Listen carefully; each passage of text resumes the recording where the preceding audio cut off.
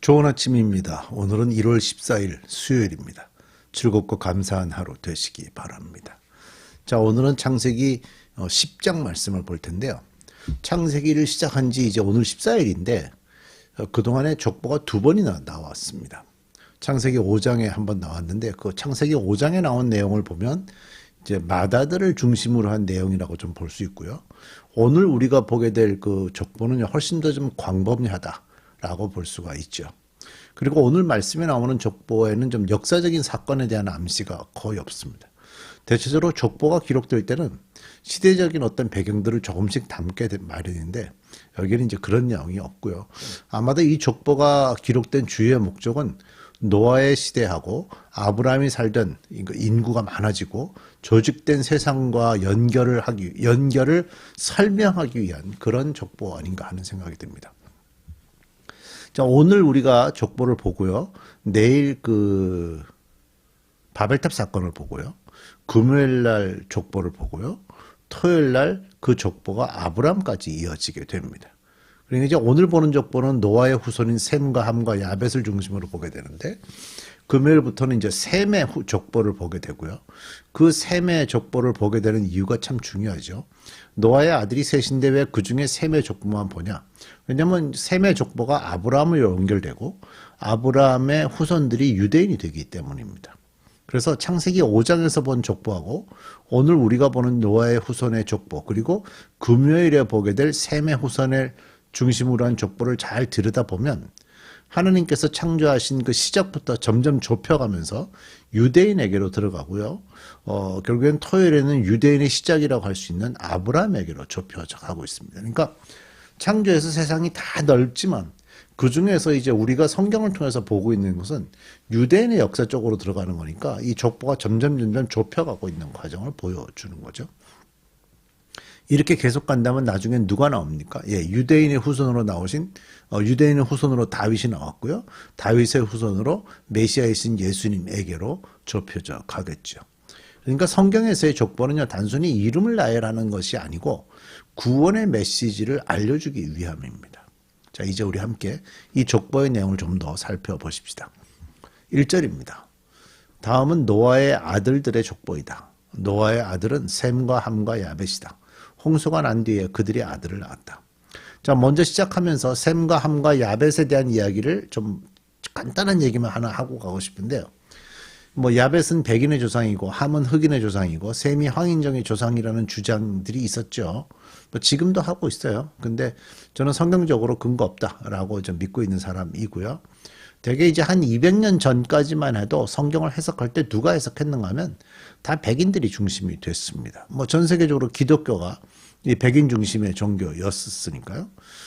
그런 이유로 백인 중심의 사고방식에 근거해서 한 해석들이 나왔다라고 볼 수 있고요. 저는 하나님이 창조를 하면서 이렇게 노아의 후손을 주시는데 한 사람은 얼굴을 까맣게, 한 사람은 얼굴을 하얗게, 한 사람은 누렇게 그렇게 주셨다는 것 자체를 저는 이해할 수 없습니다. 그러니까 전형적으로 인종주의에 근거한 주장이다 라고 보는 게 전 맞다라고 생각하는 사람입니다. 2절 야벳의 자손은 고멜과 마곡과 마대와 야완과 두발과 메섹과 디라스이다. 고멜의 자손은 아스크나스와 리밧과 도갈마이다. 야완의 자손은 엘리사와 달시스와 깃딤과 도단입니다. 이들에게서 바닷가 백성들이 지역과 언어와 종족과 부족을 따라서 저마다 갈라져 나갔다. 여기 나오는 이름들이요. 특히 야벳이라는 이름이 이제 확장이라는 의미가 있는데 이 야벳의 후예들이 주로 그 여러 이름들이 나왔잖아요. 저 이름들이 정착했던 곳이 그리스를 비롯한 이 북쪽입니다. 그러니까 유럽 남부 지역으로 올라갔던 지역이기 때문에 야벳의 자손들이 이제 백인일 것이다 라고 추정을 했던 거죠. 6절 함의 자손은 구스와 이집트와 리비아와 가나안이다. 구스의 자손은 스바와 하윌라와 삽다와 라마와 삽드가이다. 라마의 자손은 스바와 드단이다. 이제 함의 자손에 구스, 이집트, 리비아, 가나안 나오죠. 구스, 이집트, 리비아는 전부 다 이제 그 아프리카 북쪽 지역을 얘기하고 있거든요. 그리고 이제 가나안은 지금 그 이스라엘 땅, 원래 성경에 나오는 그 가나안 땅, 적과 꿀이 흐르는 땅, 그 원주민들에 대한 얘기들이죠. 그래서 이 함의 자손들이 흑인일 것이라고 주장을 했던 겁니다. 왜냐하면 아프리카 지역이니까. 그러니까 후대에 눈에 보이는 얼굴을 가지고 여기다가 다 갖다 맞춰진 그런 의미지 성경적으로 그런 의미가 있는 것은 없습니다.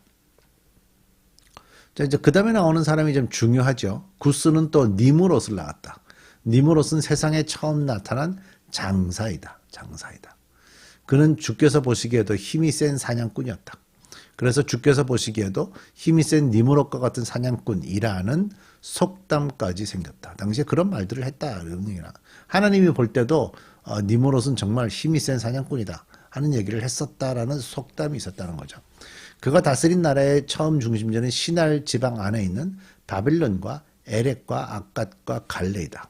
자, 함의 후손 중에 니무롯이 있어요. 니무롯은 세상에 처음 난 장사라고 얘기하죠. 책이 굉장히 컸던 큰 용사라는 의미가 있습니다.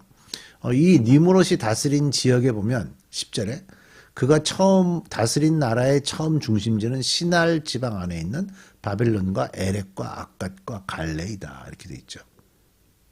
그러니까 이제 함의 니무롯은 함의 후예인데요. 함이 아프리카 얼굴이라면 흑인이라면 사실 지금 얘기하는 바빌론 시날 지방 안에 있는 바빌론 에렉 이쪽에 다 흑인들이 살아야 되는데 여기 흑인들이 살지 않습니다. 다 이제 터키 남부 동부 쪽 이쪽과 연결되는 지역이기 때문에 사실 유럽 얼굴이 좀 더 많죠, 이들은. 그러니까 흑인들이라고 볼 수는 없죠.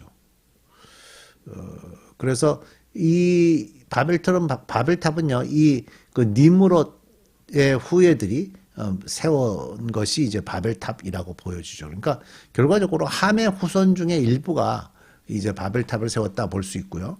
그 다음에 이제 일부가 블레셋 민족이 된다고도 여기 나와요. 좀 있으면 밑에 내려가면 나오는데 이 블레셋 민족이 되는 것은 함의 자손, 블레셋 민족이라는 것 역시 함의 자손들이 흑인이라는 것도 또 좀 여기서도 맞지 않죠.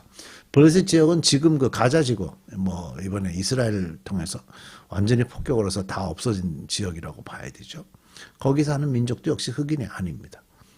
그들은 아주 오랫동안 그곳에 머물렀고요. 정말 오랫동안 그곳에 머물렀고 그들은 늘 히브리인들을 고통스럽게 했어요. 없어지는가 싶으면 또 쳐들어오고 없어지는가 싶으면 또 쳐들어오고 그랬던 사람들이 이제 가자지구에 사는 블레셋이라는 사람들이죠. 11절 그는 그 지방을 떠나 아시리아로 가서 니느웨와 르호보딜과 갈라를 세우고 니느웨와 갈라 사이에는 레센을 세웠는데 그것은 아주 큰 성이다. 이집트는 리디아와 아남과 르합과 납두와 바드루스와 가슬루와 크레타를 낳았다. 블레셋이 바로 크레타에게서 나왔다. 가나안은 마다들 시돈을 낳고 그 아래로 헷과 여부스와 아모리와 기르가스와 히위와 알가와 신과 아르왓과 스말과 하맛을 낳았다. 그 뒤에 가나안족은 사방으로 퍼져나갔다. 여기 나오는 단어들이요. 여부스, 헷, 여부스, 아모리, 기르가스 이게 다 가나안의 7부족이라고 했던 그 부족 중에 이름들이죠.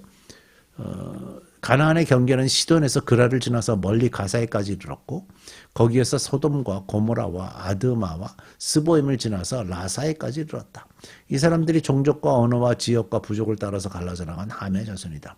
야벳의 형인 셈에게서도 아들, 딸이 태어났다. 셈은 에벨의 모든 자손의 조상이다. 셈의 자손은 엘람과 아수르와 아르박삿과 룻과 아람이다. 아람의 자손은 우스와 훌과 게델과 마스이다. 아르박삿은 셀라를 낳고 셀라는 에벨을 낳았다. 에벨은 두 아들을 낳았는데 한 아들의 이름은 그 시대의 세상인 아니었다고 해서 벨렉이라고 했다. 벨렉의 아우 이름은 욕단이다. 욕단은 알모닷과 셀렙과 하살마웻과 이에라와 하도람과 우살과 디글라와 오발과 아비마엘과 스바와 오빌과 하윌라와 요밥을 낳았다. 이 사람들이 모두 욕단의 자손이다. 그들이 사는 곳은 메사에서 스바에 이르는 동쪽 산간 지방이다. 이 사람들이 종족과 언어와 지역과 부족을 따라서 갈라져 나간 셈의 자손이다. 이들이 각 종족의 족보를 따라 갈라져 나간 노아의 자손 종족이다. 홍수가 난 뒤에 이 사람들에게서 여러 민족이 나와서 세상으로 퍼져나갔다. 자, 노아의 후손으로 야벳과 함의 후손들이 누구이고 또 어디로 확장해 갔는지 다 나왔고요. 또 마지막으로 셈의 후예들의 이름, 지역에 대한 설명도 나왔습니다. 이제 우리는 내일 그 함의 후손들이 시날 평야에서 바벨탑을 건설한 내용을 살펴보게 되고요.